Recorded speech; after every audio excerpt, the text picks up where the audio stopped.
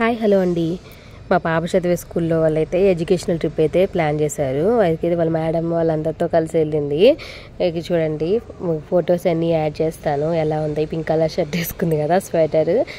మా పాప చూడండి ఎలా ఫోజులు పెట్టి అయితే కూర్చున్నారు. అందరూ చాలా బుద్ధిమంతుల్లా ఉన్నారు. చూడండి ఒకసారి ఫొటోస్ అన్నీ పెట్టాను.